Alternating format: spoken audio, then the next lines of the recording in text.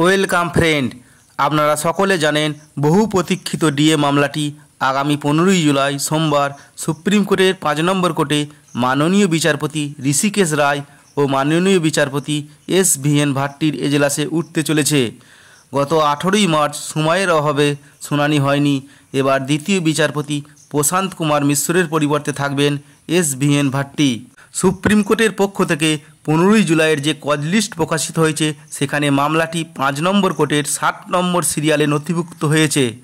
এটা নিয়ে মোট 12 বার মামলাটি কজ লিস্টে উঠতে চলেছে। 15ই জুলাই 5 নম্বর কোর্টে ডিএ মামলার কজ লিস্টের সিরিয়াল নম্বরই হচ্ছে শেষ সিরিয়াল নম্বর অর্থাৎ 60। বন্ধুগণ, 15ই জুলাই মামলাটির শুনানি কি হবে নাকি আবার পরবর্তী তারিখ দেওয়া হবে, আপনাদের কি মনে হয়? ইতিমধ্যে সুপ্রিম কোর্টের স্পেশাল লোক আদালতে দ্বিতীয় লিস্টে যে 4537টি মামলা আইডেন্টিফাই করা হয়েছে তার মধ্যে ডিএ মামলাটি 2385 নম্বর সিরিয়ালে নথিভুক্ত আছে। তাহলে ডিএ মামলাটি কি স্পেশাল লোক আদালতে নিষ্পত্তি হবে? আপনাদের মতামত কমেন্ট করে জানান।